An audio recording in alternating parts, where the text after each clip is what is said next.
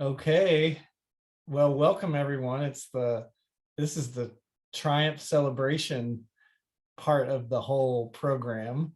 So I think the first thing we do is we kind of give ourselves a round of applause, pat on the back. You can do jazz hands for our applause or patting yourself on the back because I mean, this is how these programs tend to work. A whole bunch of people sign up with enthusiasm, and then it starts filtering down and down and down, and you all kept plugging along, and that's worth celebrating. And look, it's challenging to get up every day, and in addition to everything else you've got going on in your life, to add something in. So we acknowledge y'all doing that. That's a big deal. My favorite expression, and I always say it, I borrowed it from Tony Robbins. He says, if you want the results, you must have the discipline. Most people, everybody wants the results, but not that many people are willing to put in the work, the discipline that it takes to achieve the results. You guys are here. Yeah. Good job. Yeah. And what and what I say generally is, it's hard to do this work perfectly. It's better just to do it however you can do it, right? Because and the good news is that when you do some of this work, you can still get a lot of results even if you don't do it all 100% all the time perfectly all the way. It's like the Bhagavad Gita says, even a little bit of this practice will shelter you from great harm. So some work is better than no work, right? And for those of you who really did the work, congratulations. And for those of you who are like, oh, I'm going to catch up later, that's okay too. And we'll have these recordings on here. But I want to pause and acknowledge, thank you all for showing up. I know it means a lot to Albina. It means a lot to me personally. When you put something out there in the world, it's a very vulnerable thing to do. Your art, right? Public speaking, writing a book, even teaching a yoga class, right? It's like, it's a vulnerable thing to put it out there. And so it means a lot to me personally that you were willing to come along for the journey, for the love revolution. And I hope that this work, this is the work that has worked in my life. And so I've done that work, and it's kind of taking from the many things I've learned over time and filtering it into something that I could put into a program that was a reasonable amount of time, right? And to say it's not easy, right? Like the work asks a lot of you, not only time wise, because it's always challenging to find time, and I find that we always find time for what we prioritize, right? And energetically, like sort of intellectually and emotionally, it's challenging, right? Because it's asking you to do a lot of self-reflection and to really look at what you're up to in your life from a lot of different viewpoints, right? It's kind of like a 360-degree looking in on how your life is going, and sort of what your habits are and what your relationships are look like and your part in them, right? And that's work that honestly a lot of people don't want to do, because when you start to look at your life, you can start to realize that like all the good stuff and all the not so good stuff, I have a lot to do with, right? Like a lot of it has to do with me. That you're the common denominator. We are all the common denominator in our own situation, which I actually think can be really liberating, because that means you have the key to work through it, to open the doors that you want to open. And at first it can be really frustrating, right? It can be really frustrating to go, oh, I've been doing this, or like my relationship, I'm at cause in a lot of that. That can be really upsetting. So we are gonna like kind of talk about what happens after, and I would love to hear from anyone who's willing to speak about sort of maybe something that an epiphany or realization or anything, like just sharing of your experience a little bit. If anybody would like to do that, this is an open opportunity to do it, and then we can talk about it. Anybody want to say, you can kind of put your hand up or just start talking. Ashley? It says Bryn, but I know it's Ashley. Yeah. I found that when I don't do self-care, I find myself that I'm just not very nice to myself.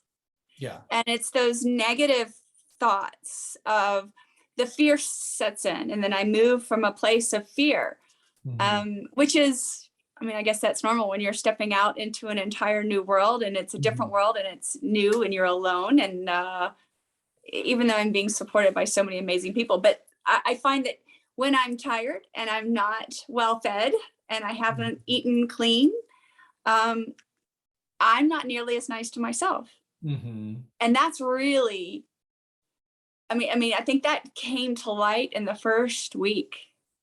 And then it just becomes, you know, as soon as I would fall off of the good eating wagon, it would, I mean, rear its ugly head again. I'm like, that's interesting. There's a real correlation between me taking the time to take care of me and then how I speak to myself. So that's been huge for me. That, and I think, Roger, it was your initial, if I set the intention before I walk into the home, the experience is different, not just for you, but for everyone. That was so powerful because I felt it, and I've been there so many times. So those are my two huge epiphanies of set the intention. It changes the way I feel. It changes the way everyone experiences that interaction. And then when I'm better to myself, then I can be kinder and gentler to myself. When I'm kinder and gentler to myself, I'm certainly kinder and gentler to others. Yeah. Thanks, Ashley, for sharing. And if you don't mind, I'll just share a little bit of what you're up to right now and like how that can show up. If is that okay? Sure. Yeah. So Ashley lives in Albuquerque, and she started a yoga studio. And some of the people on here have been intimately involved in yoga studios and have been yoga studio owners, including ourselves, right? And when you're in that position, I said over and over in this book, this is about relationships. And the primary relationship is to yourself, right? Yes. And you're starting something where you're giving a lot, you're serving others, and you want people to have a space to come and practice self-care. Yes. Right. And because we're so busy, like a lot of times as teachers and as givers, I mean, elementary school teachers get this the same way. They're giving out, and they're not, like, in a way, you're not modeling what it is that you're asking your students to do if you're only giving. Correct. Right. And you're not receiving, you're not taking the time to nurture yourself first. And it's not to say you can't nurture others. You can nurture others without nurturing yourself. It's just an imbalance. It's exhausting. It's exhausting. And then you end up like, I see some of the other yoga studio owners all shaking their heads, right? Or teachers, or anybody. We all do it on some level. We all have people in our lives that whether it's family or whatever, that we can sometimes prioritize over ourselves. And sometimes we have to, right? And to look at it and see, like, okay, if I'm only doing that, how is that working out for me? And is it really, like, if I know this, if I'm taking care of myself, I'm going to be so much better as a parent. Like if I'm tired and burnt out, and then I walk downstairs and I see my kids doing, like, messing up the house, I'm going to have a different reaction than if I'm well rested. I just got out of yoga, and so I think you like hit the nail on the head. Like, immediately see, like, if you're not feeding yourself well, you're not taking care of yourself, you're talking negatively yourself. Yes. And then, in real subtle, energetic ways, that's gonna come out in how you're leading and how you're, or maybe not so subtle ways, but Right? May I add something? Yeah. Let me make it a little bit more subtle, but huge at the same time. So every morning when I open my eyes, I say immediately right away, thank you, God, for your grace and favor. And then I spend just a few minutes getting the download for the day. I call it the download from the divine, but ultimately it is setting an intention for the day. Mhm. So before I even get out of the bed, I envision my perfect day. And let me tell you, it's only a few minutes, but every single time I'm like, oh, I need to get out of bed. I need to go let the puppy out. I need to start breakfast, blah, blah, blah, blah. Or I start thinking on the things that I have to do, which is different than getting a download from the Mhm. divine. Yes. And this is just a subtle way in which I'm not doing self-care or setting the intention for my perfect day. It's not even like, of course, I want a perfect day, but I'm not willing to spend freaking 2 minutes to Listen. envision it. And that's just one of the small, subtle ways that the lack of self-care or the lack of our willingness to create a perfect life for ourselves shows up. And I notice it every single day. Yeah, and I think the last thing, Ashley, you hit the nail. I mean, you said it. I mean, self-care is self-love, and self-love is an intention, right? If we're not intentional, we will end up, not paying attention. I mean, a lot of us will tend to not pay attention to what's going on inside and what needs tending. And it could look a million different ways, right? Like it might be a nap, or it might be a yoga class, or it might be, a conversation I need to have, or a forgiveness of something that I've been carrying, or just dropping something that, dropping someone that's no longer, an energetic vampire. Like, okay, I gotta get this person out of my life, or whatever that looks like, right? And so this work is intended for us to be able to take a good look and take an inventory and say, what's working, what needs my attention now? Because I can't give everything my attention all the time, but a good, one little short, what needs my attention, what needs my care, what needs my love and tenderness now? And often you'll get the right answer like right away. Now then the work is, you got the right answer, but I don't have time for that. Right? Like I really need X. Oh, but I don't have time for that. I don't have 1 minute to right now Mhm. think about my perfect day. Mhm. Thanks for sharing. Thank you. Thank you. Yeah. We have time for another, if someone else wants to share. Got a hand, anyone? Oh, Annie, and then Audra. We'll do those two. All right. Annie, you're up. I'll be quick. You know, I'm always one to share. I love that. So that on the last page, when you spoke about the yoga asanas themselves are merely shapes Mhm. that have no life and no meaning outside of us. So this was new to me. I hadn't thought about it in this way. And for me, this was kind of epitomized the whole book for me. Mhm. Was like, maybe I'm speaking personally, we consistently look outside of ourselves for validation, for looking at somebody else. Like I say, maybe I'm speaking about just myself, but, oh, she looks great in that dress. I'm going to go buy that dress so I can look great. And it's all about finding that validation outside of myself. But here, and I taught a whole class on this yesterday, this was when you occupy the yoga pose as uniquely you, Mhm. that it's perfect. And that all you need to do is to breathe into that shape and create it uniquely for yourself. Yes. And then I took it off the mat. When you go outside, you're looking for that validation outside yourself, but really it's all inside of you. And that if you can just connect to your own uniqueness and your own beauty and your own individuality. And, you know, I took it also to people pleasing in that I'm a huge people pleaser. And I think possibly a lot of yogis are, because I feel like we're empaths. And so we want to make other people feel better. Mhm. But yet the people pleasing dims our light. Mhm. I think it maybe comes back to what you guys were just speaking about, that when you're constantly giving from yourself, instead of putting back inside yourself and breathing within yourself. Mhm. Anyway, I shall stop there. I don't know if I was jabbering rubbish, but this to me kind of accumulated everything that you were trying to say, is find your own power within yourself. Yeah.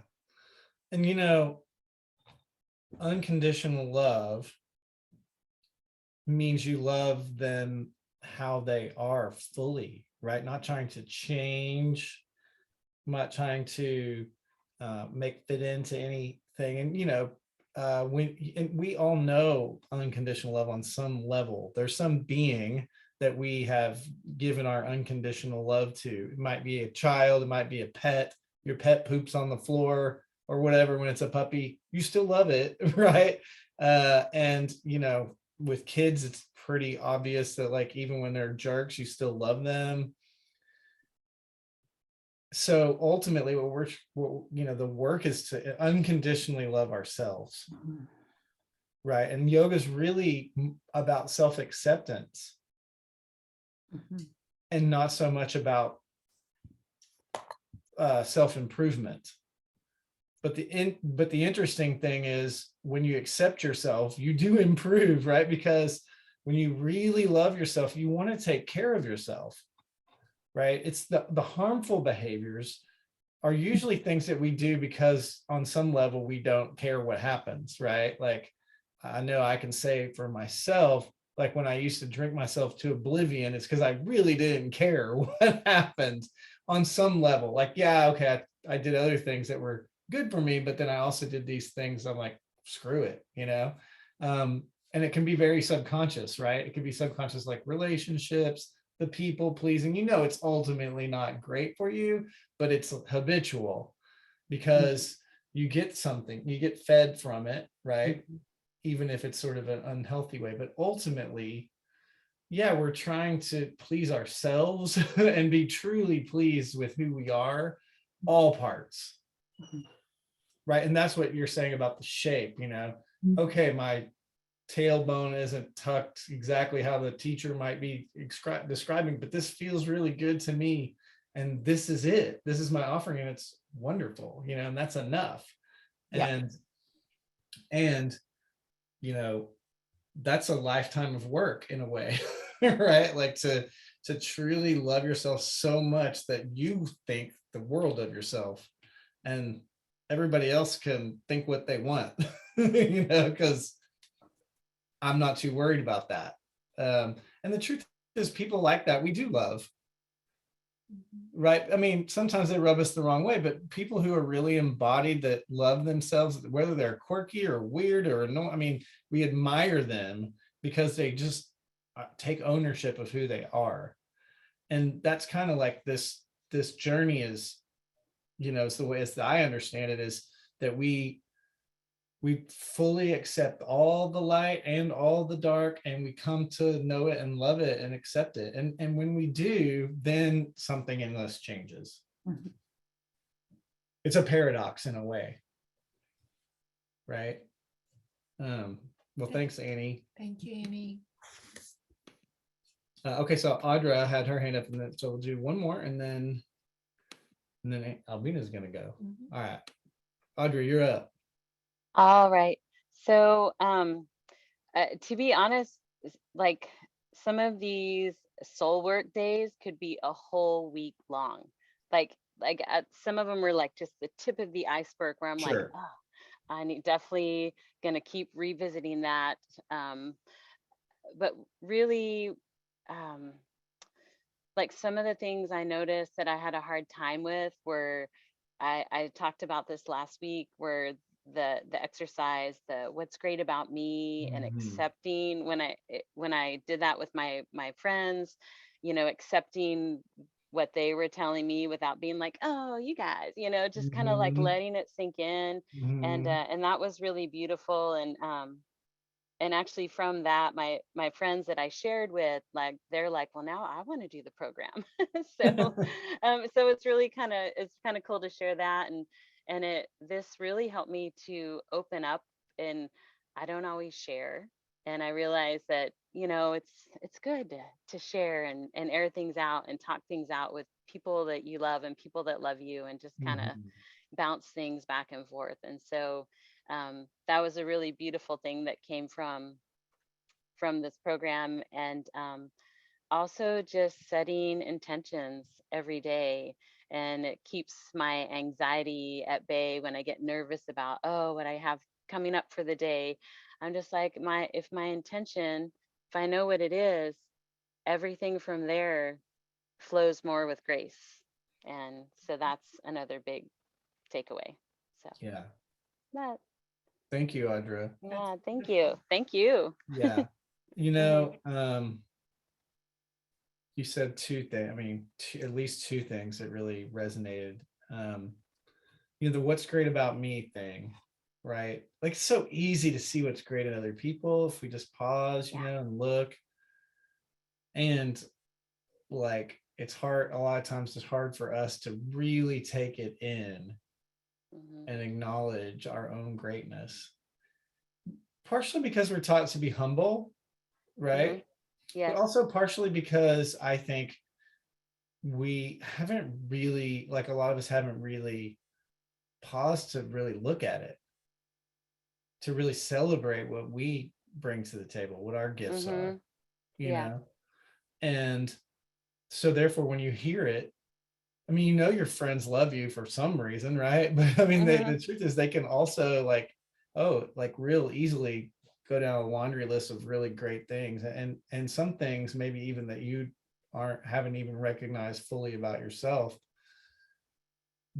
And like that's some real juice from this, right? Is that Mhm. I truly believe all of us, not just some of us, have greatness in us, you know? And part of our work here on the planet is to use that, unleash that to do the work in the world of helping others, right? And and that's yoga. The idea of yoga is to live an intentional life. It's one of my teachers once said, yoga really doesn't care like if you're good or bad. Yoga doesn't care if you do this or that, but yoga just wants you to be intentional, like to have the awareness to choose.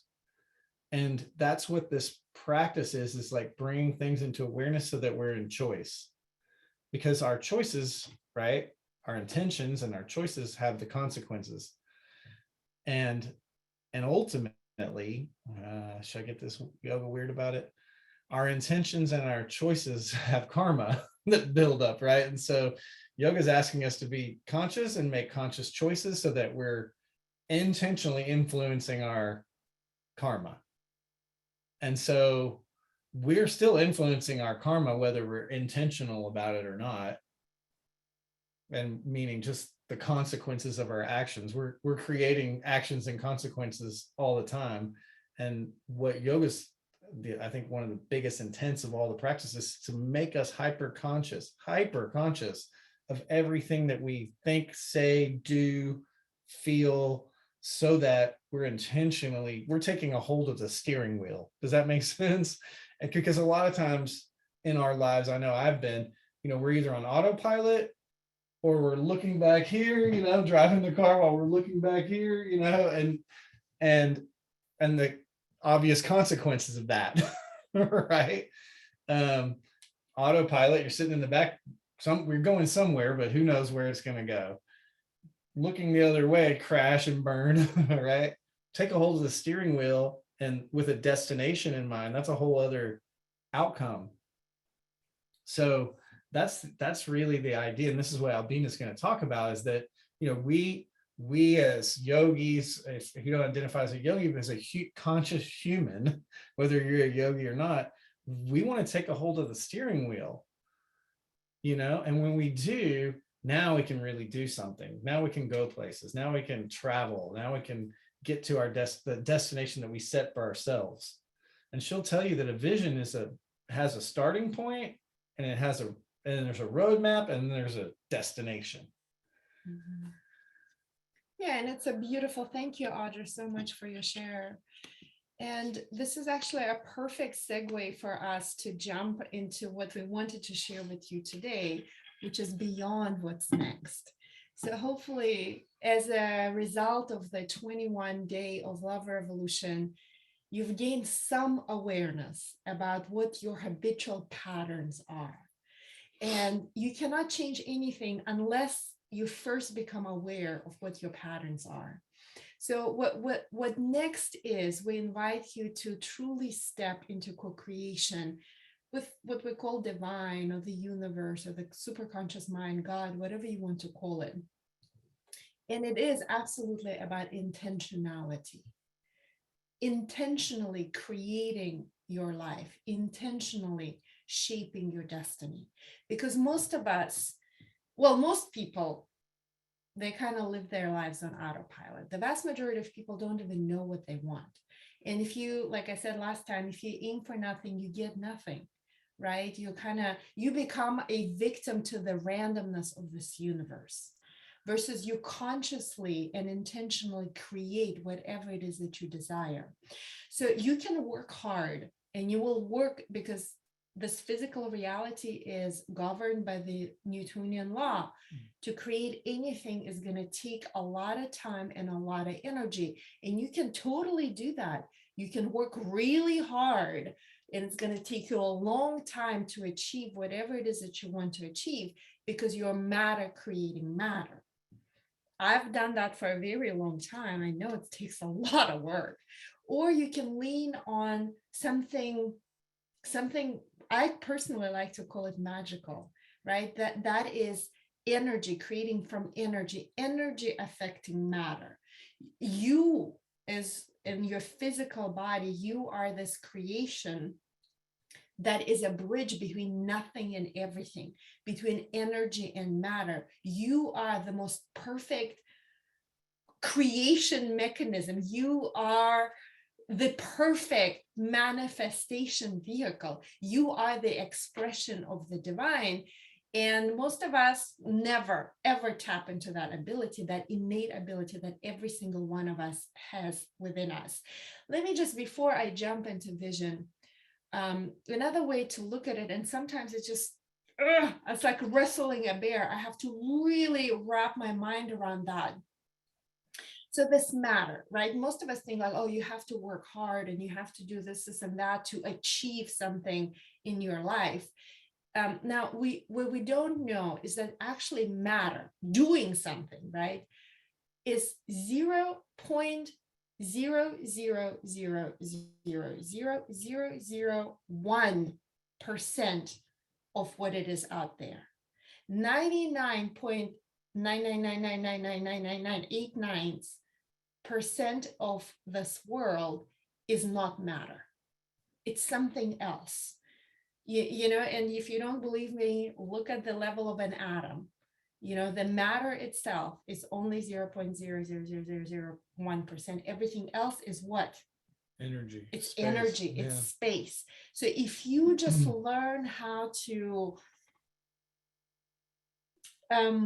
activate the latent DNA within you, or tap into your innate abilities, you have this perfect hardware, God-given creation to master that world of energy. That's when you step into effortless ease. That's when, you know, you create things out of nowhere in no time.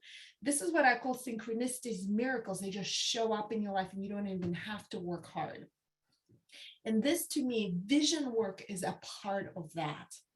And vision, to me, it's a process of co-creation. On one hand, you tap into what are your heart's desires, but on the other hand, you lean on what I call divine guidance, something that is guiding your life that is bigger than you, right? And it's a beautiful magic of co-creation that helps you literally shape your destiny. And I mean, I know for many of you, it's like, oh, okay, this is like all spiritual yoga mumbo jumbo. But let me tell you, like everything that Raja and I created in our lives comes from vision work. Many of you have been a part of our Yoga One community. I mean, all of that, I would have never in a million years first thought I would have ever opened my own business. Yoga, if you were to tell me a yoga studio, I would have been like, what are you talking about? I mean, 7 yoga studios, a retreat center, it is beyond my wildest dreams. I could have never created it on my own or even dreamt of it on my own. That all of that came to us as a result of this vision work, traveling the world with our kids, upgrading our intimate relationship, making it better and better and better every single day. All of that comes from this vision work. You want to add anything to Well, that? I want to go back to the energy versus matter part. So, Matt, you get matter on matter. Like if I push really hard against this weight, like in weightlifting, right? Then if I get enough force behind this weight, it will move. And energy affecting matter is a little different because, like, I think, the example I talked about, you just go into a room with no intention and interact with people and it produces an outcome. You set an intention beforehand and an energetic feeling, that emotion that comes from that intention, it changes the way everything goes. And then it ripples out from there because then they act differently based on your reactions, right? And your interactions. So your energy affecting matter that goes out into the world, it's a different way. But the intention and the emotion that comes with the intention is pure energy. You didn't do anything. You didn't push any weight. Energetically, there was a shift and that created a change. Right? And energy is 99.9999999% of everything. It's also the same, like when you can see it when someone walks into a room and has good energy and how everything reacts to it, or the opposite. Right? You can feel it in an elevator, right? Get in an elevator and somebody has weird energy and stuff, and everybody does a certain thing. Or somebody comes in and is open, that whole thing is different. And that's all energy, right? Like they're not doing anything, but it's changing all that's around it. So that's kind of the idea. I'm trying to give it on a really microcosmic level so that we can extrapolate to a bigger thing, right? Because with vision, you're doing that. It's just on a bigger scale. Yeah, it's setting an intention or creating a vision. Ultimately, you're giving that possibility, you're turning that possibility, and the quantum field has all the possibilities there are. You're turning that possibility into a probability. Right? I just lost my train of thought. Well, while you're thinking of it, the other thing that's really been wild for me personally is that anytime I ever sit down and write out a vision or create a vision, and I think, well, okay, that's way out there. Like that's way out there. Always happens. Like if I say a 10-year vision, like this is what's going to happen. 2 years, it's already all. I look back, it's like, oh my God, everything in this thing happened. Like I thought it was ridiculously impossible, so far out there, like gaga, right? Like it didn't make any sense. Like how could I possibly achieve that? And it's actually happens like in a fraction of that. Yeah. And that's been shocking because, well, my personal example is, I was asked to create a vision, and I was called up like in a group like this, but a big group. And the teacher said, with one of Albina's teachers said, okay, and this is when we owned one yoga studio. And they said, okay, so what do you do? And I'm like, well, I own a yoga studio. Like, okay, so how many yoga studios you want to own? I'm like, well, I'm pretty content with one, you know. She goes, so that's one. Was it, you know, she's kind of prodding me like one, that's it, one. I'm like, okay. And she goes, well, in 5 years, how many yoga studios you want to own? And I'm like, or no, 10 years, I guess. And so I said, I don't know. She goes, just a number, just a number. Don't think, just a number. I'm like, 5. And she goes, okay, 5 yoga studios. And I was like, oh shit. Like, you know, I just said out loud, there's gonna be 5 yoga studios. We only got one. Well, within like 4 years of that, we had 5. And I'm like, holy shit, like we have 5 yoga studios in like 4 years. And I had said 10. It Does that make any sense? Like I was just like, there's no way that we go from 1 to 5 ever, but for sure not in 10 years. Cause like 5 just seemed, I pulled it out and it sounded crazy coming out of my mouth. But something about unlocking that out of my mouth, and like, I didn't make that number up. It just kind of, it was just the first number that came to my mind.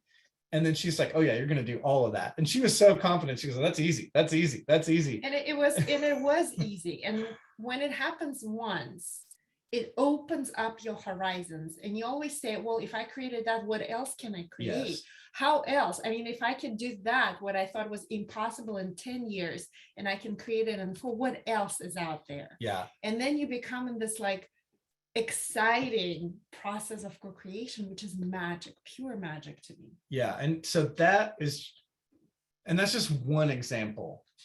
Well, let me just. So I just wanted to put that out there because, you know, it's one thing that's kind of generically talking about it, but this is something that actually happened, and it happened super fast. And I was like, oh my God, this woman like prodded me and to come up with this. And now it's happened in like a fraction of the time. If you are one of those people who's like, oh, I've tried that, that's BS, that doesn't work. Let me tell you, just like anything else, there are different levels of mastery when it comes to that. It's like you can do a Hanumanasana, right? The splits. And at first it may be like really not that great. But then the more you practice it, the more your splits becomes more looking like a splits, right? The same with this. The more you make it a part of your life, the more masterful you become at that. So in a moment, I'm going to take you through another vision meditation. I don't know if you've had a chance to watch the vision meditation that I sent you. And just know that a vision, let me just set you up for it. I'm going to take you through a vision meditation. And then to the best of my abilities, because I've been bathing in this work for over a decade now, I'll tell you as of right now, the 2 millimeter adjustment that in my opinion really brings the results into your life. And this is like from just what I've discovered myself, and they're so subtle. These details that I'm going to tell you, they're so subtle. And hopefully it will compress decades into days for you. Instead of you having to wake up at 4 a.m. every day for a decade, you can just hear it and just make it your own. So a vision meditation is like a snapshot of your chosen future. A lot of times it's not a logical process. A lot of times you literally see a picture or you sense something and it makes no sense. And it is exactly how it is supposed to be because it's not a logical process. This is what like the universe shows you like a preview. Hey, this is what's to come. And a lot of times in our life is like, what? It doesn't make any sense. What's going on?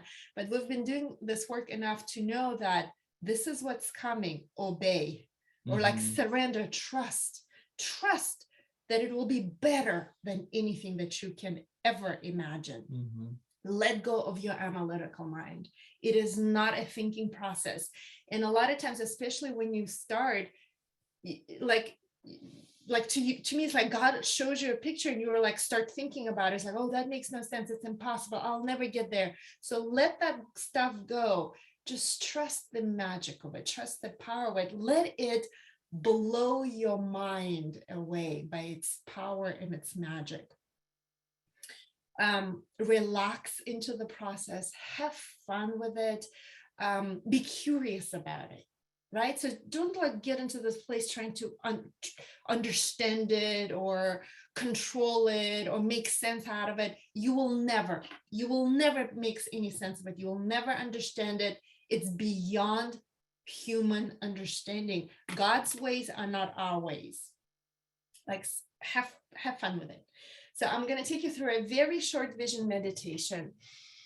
And then I want to share with you the 2mm adjustments because I feel like that's the best I can gift you at this point in my life. So sit up tall, make yourself comfortable, and get in the state of positive anticipation, expecting a miracle. So you can shake out your shoulders if you want, move your head side to side, relaxing your neck. Exhale all the breath out of your lungs. And I take a really deep breath in. Exhale and feel your body relax. Breathe deeply and enjoy your breath.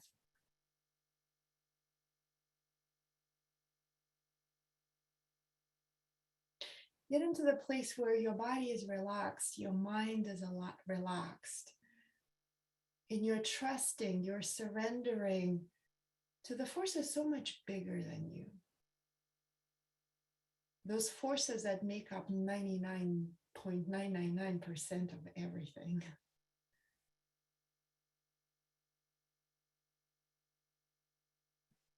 So as you go through a vision meditation, know that your current circumstances, they don't matter. Your age, your current situation, it does not matter.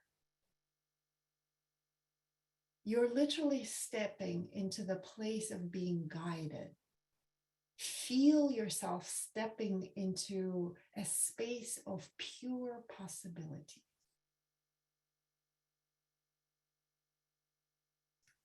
You're flirting with the world of energy now, not matter.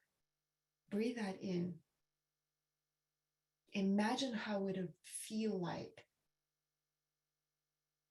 to bathe in the world of energy and no longer be confounded by the world of matter. Surrender. So take a deep breath right now and imagine that it is a morning of February 27, 2032, 10 years from now. And if you right now just stop breathing, just thinking of that number makes you feel some type of way, take a deep breath. That day is coming. 10 years from now, how old are you?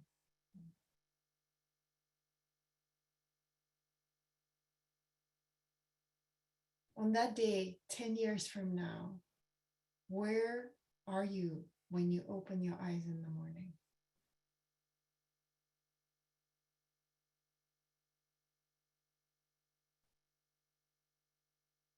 So step into that place, look around. What do you see? What do you feel? What do you smell?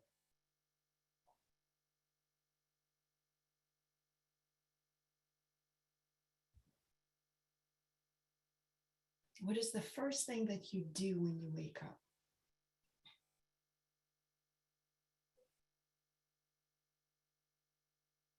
Use your senses. If you're pouring yourself a cup of coffee, breathe in that aroma, taste it, smell it, feel it, enjoy it. Let it come to you.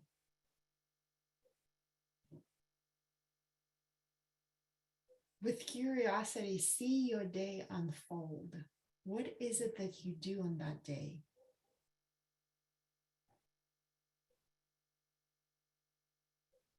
Who are you with?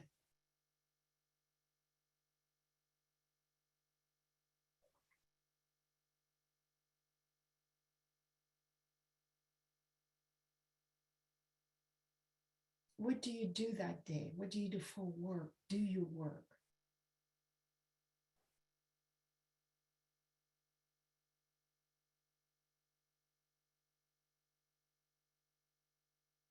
How does your world look like? How does your world feel like?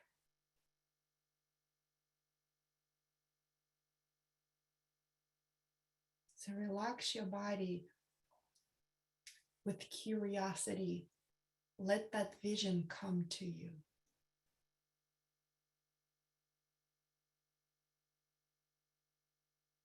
And on that day when you go to bed, what are you grateful for?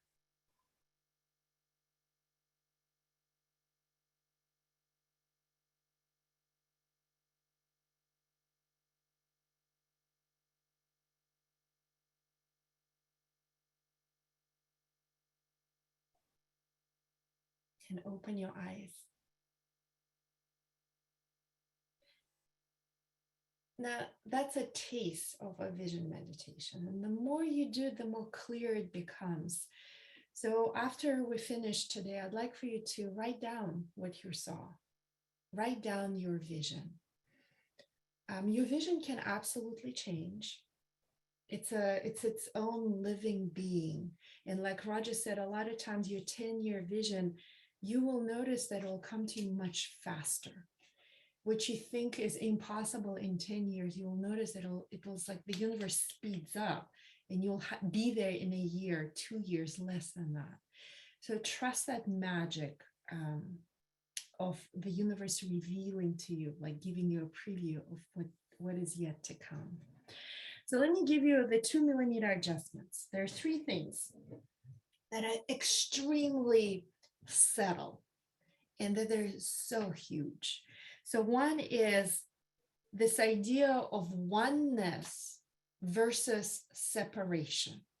Now, I touched on that just a little bit on our last call, and that's a little bit of a paradox because whenever you think of what it is that you want, the moment you think of it and what you really want, right in that moment, there is this separation that happens because you also become very aware that you do not yet have it.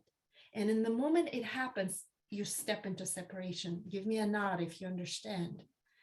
So the magic of it is getting yourself, and comes from practice, right? Get in your place get yourself in the place of being absolutely certain, this place of knowingness that it is coming, that it's just oneness, wholeness, that you already have it. Right? We human beings are the only species on the planet that we know of who can imagine things. Lean on your holy imagination. How would it feel like if you had absolute certainty, absolute knowingness that that future is coming to you, and enjoy it right now? Am I making sense? So just being aware, and to me, the best way I can, my best tool is my meditation, because in those settled moments when I'm quiet and still, I can sense it. It's a feeling, it's not a thought. I know the feeling of wholeness and oneness, but I also know the feeling, what it feels like to be separate from it. It's a feeling, it's not a thinking process. And the more you do it, the more you can, more easily you can discern where you are. Am I making sense at all? Yeah, and I would also say it's abundance outlook. Absolutely. Outlook out of abundance versus scarcity. It's all of that. So it's oneness, right? Wholeness, abundance versus separation, lack, fear. Mhm. Right? It is totally different vibrations of energy. So that's very subtle, and you can totally get there.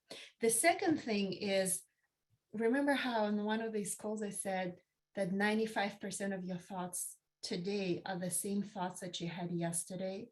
So in your daily life, become aware of your thoughts and your actions, because you are absolutely shaping your destiny right now. Most of us shape our destiny without awareness. We're just kind of doing it without even realizing that we're doing it.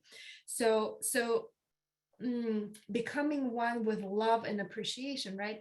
Once love and appreciation become your emotional home, this is where you spend most of your time, you become a master manifester. So that feeling of oneness, abundance, one with the universe, one with God, wholeness. This is where you shape your destiny like the way you want it, right? You're co-creating with God, so to speak. You can't be in this place once, like during your meditation, and then turn around and talk shit on somebody else. You can't be connected to love and at the same time gossip and feel resentful and judge people. Are you with me? So the moment you go gossip or judge somebody else or hold on to grudge or resentment, immediately you're separate. You're separate from oneness. You're separate from your dreams. You're no longer in that place of oneness, wholeness, love.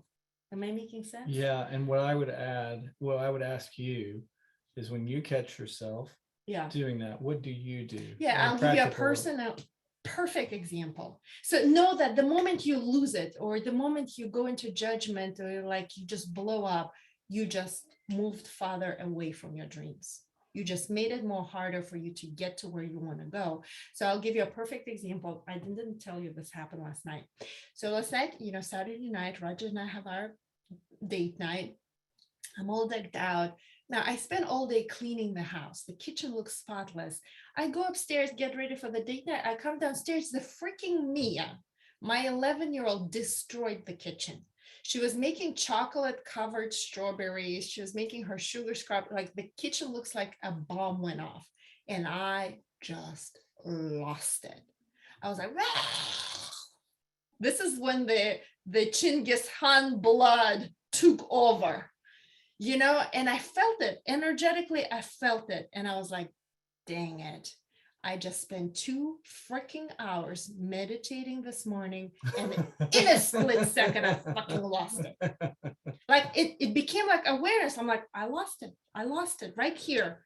All the work that I've done today, in a split second, I lost it. And plus I yelled at my child. It feels like a contraction, So I got in the car and I was like wrestling the bear within me. I was like, okay, the longer, it's not that you will never do it. Of course you'll do it, but it's the refraction period. How long are you going to be in that place?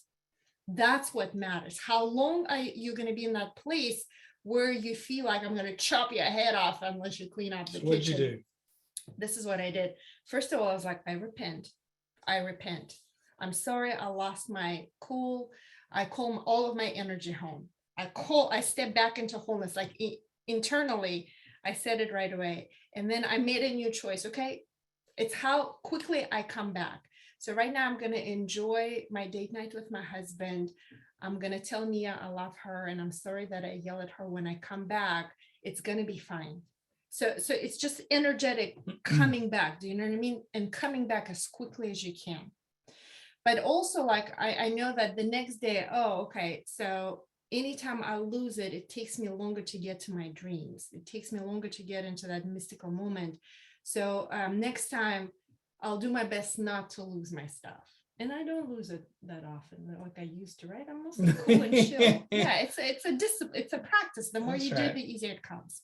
So that's what I do. I always repent, and I always mentally decide, I call all my energy back. I'm sorry that I lost it. I call it back, and I imagine, like, the moment I lost it, I created an energetic hole. And through that hole, I leaked energy, my creative energy. I just leaked it. Remember that first time I showed you the anchors that pull you in? So that moment yesterday, I lost energy. So I'm like, I call it back. I patch up the hole. I just imagine it. Also, I will, like, if I have a negative thought, I'll also about myself or about others, I'll just do a quick Ho'oponopono prayer. Yeah. To shift the energy. I love you. I'm sorry. Please forgive me. Thank you. Yeah. Okay. So the third thing is the universe enjoys joy. The universe enjoys joy. So that beauty reports or magic moments, right, that Roger wrote in his book, it's training your mind, it's reprogramming your mind to see beauty in everything and enjoy right here and now. Just be madly in love with your life.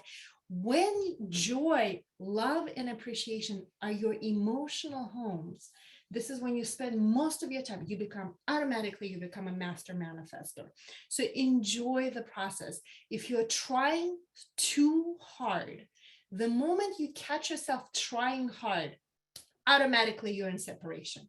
You are separate from wholeness. You're separate from love. You're separate from abundance.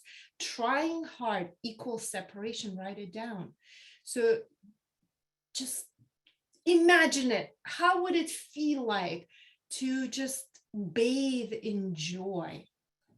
Like, have fun with it. Be curious, like be playful with it.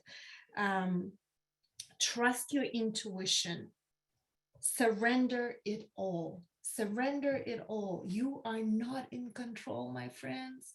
You are not. If this comes to you as a big news, I'm sorry, but you are not in control. So how does that, is that,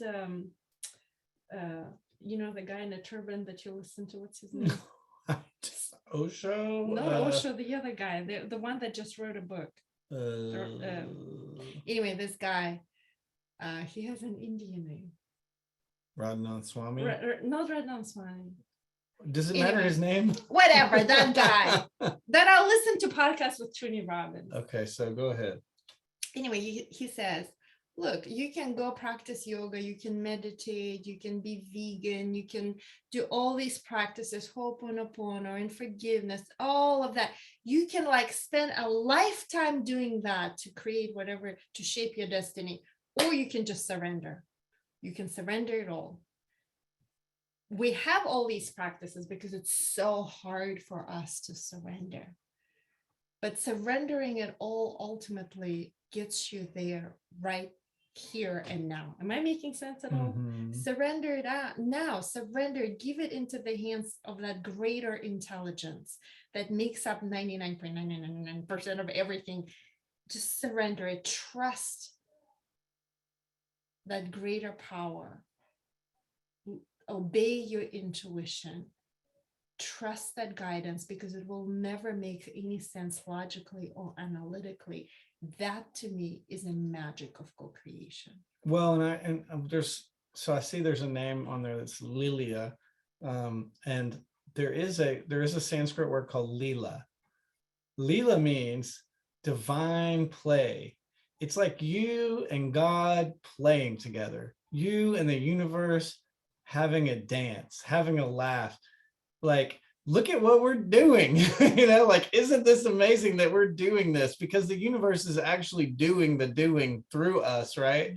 And so in a way, like us just having fun and enjoying our lives in a delightful way, like savoring our connections and our relationships and what we have right now, gives you access to more.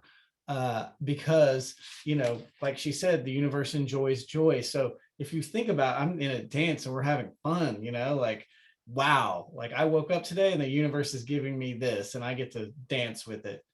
That creates the scenario where you're going to get more of the good things because you're appreciating them, right? It's like a multiplier effect. When you have good stuff, it keeps snowballing.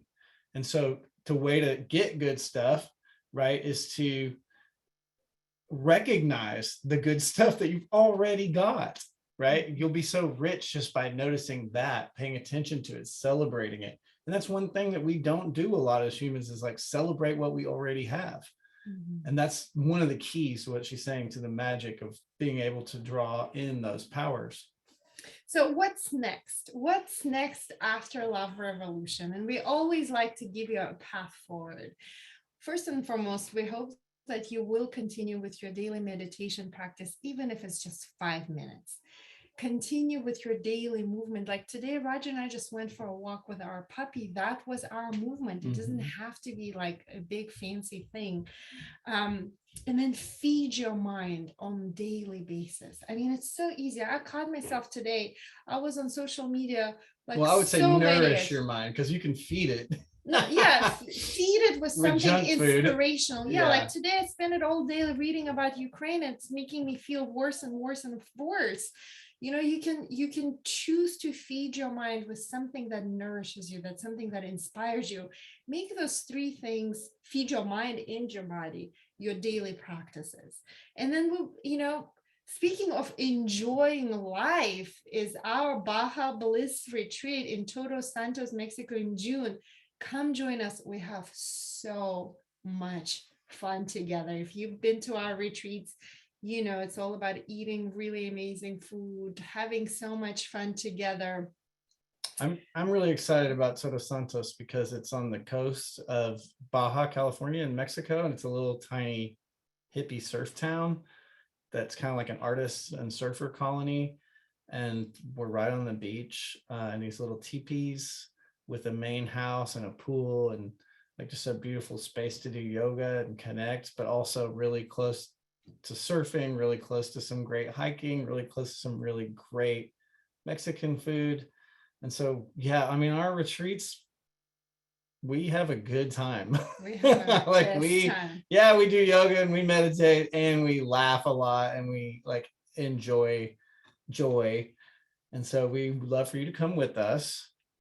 That's coming up in June. It's on Albina's website. Totally, yes. And I mean, the last thing is, you know, if you really want to go deeper, you know, to yoga teacher trainings, you know, Mhm. anything, if you want to go deeper into the yoga, I mean, I think at this point you start understanding that yoga is not just the physical movement.